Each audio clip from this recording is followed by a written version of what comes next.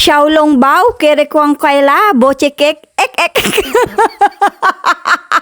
Iba na yata yung aking inasabi mga ka-friendship. At kailangan nga po natin dyan ng 2 cups all-purpose flour at saka po kaunting asukal at saka po ay isang itlog laang. Ay ari nga po ang ating agamitin sa agawin nating pambalot na xiaolong bao. At tubigan nga lang po natin yan ng pakaunti-kaunti hanggang sa makabuo tayo ng dough. Ay ang alutuin nga po natin ngayon mga ka-friendship ay xiaolong bao for today's vlog. At dahil nga po yan ay okay na ay i-relax nga po muna natin yan ng mga 30 minutes. At magluto naman po muna tayo ng agawin nating palaman sa ating xiaolong bao. At 6 na piraso nga po ng balot na goya yung ating atunawin dyan. Para nga ni po ay hindi ganun katamis yung ating palaman ay naglagay nga po tayo dyan ng 1 pirasong Nestle cream. At haluin nga lang po natin yan hanggang sa matunaw nga ni po yung chocolate. At pag ganyan na nga po ang itsura niyan mga kaprensi at tunaw na nga po yung chocolate ay atin na nga po yung ahunin. At i-freezer nga po muna natin yan para nga po ay medyo matigas-tigas ng kaunti pagka ating ibinalot. Habang inapatigas-tigas nga po muna natin yan ng kaunti ay tayo nga po ay gumawa na ng ating pangbalot. Pinaghati nga po natin yan sa dalawa para nga po pag pinanipis natin ay makamadali laang. At kung inatamad nga po kayo mga kaprensing gumawa ng pambalot ay pwede naman po kayong bumili ng molo yung po bagang inagamit sa pambalot ng siomay. Ay gumawa na nga lang po tayo ng pambalot mga kaprensi dahil nga po ay makamadali laang naman aring gawin. At ang ginamit ko nga po dyan panukat ay tasa para nga po ay pare-pareho ang size. At kung gusto nga po ninyong makatikim ng authentic na xiaolong bao ay naku mga kaprensi, pumunta lang kayo sa Binondo at doon makamarami nun. Pero para naman po sa akin, para sa akin lang ang mga kaprensi ha. At yung pamasahe nga po nating agamitin paparon ay edi abili na lang po natin ng ingredients, hindi pa tayo napagod. Ay ha.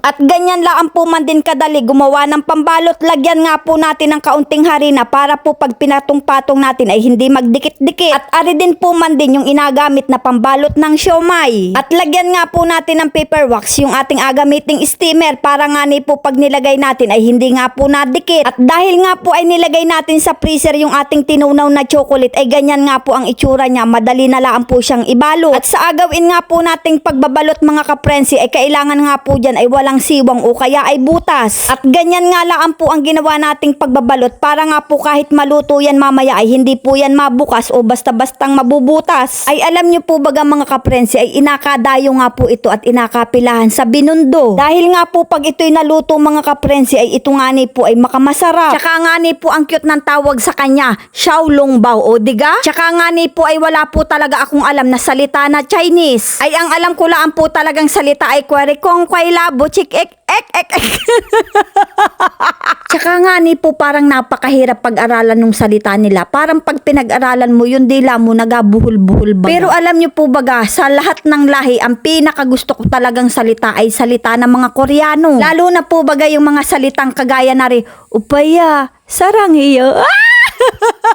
Ay dati po ay ako'y addict sa K-drama. Ngayon po ay syempre nag-resign na ako at wala din namang mangyayari. At ayan na nga po pagkalipas ng 25 minutes ay luto na ang ating xiaolong bao. At napakaganda nga po ng ating pagkakaluto dahil nga po ay wala siyang butas at hindi siya nabusdi. At dahil nga po ay pang Chinese, aba ay tayo din ay chopstick.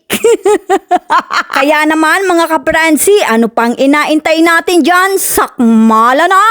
Ay tunay nga ni po aring masarap mga kaprensi at nako ay akainin po natin aring nang wag mainit at nako ay delikado. At aring nga po ay kakapaso ng dila. At inakain nga din po aring ng isang buo para nga po hindi natatapon yung chocolate. Hanggang sa susunod na video mga kaprensi, maraming salamat!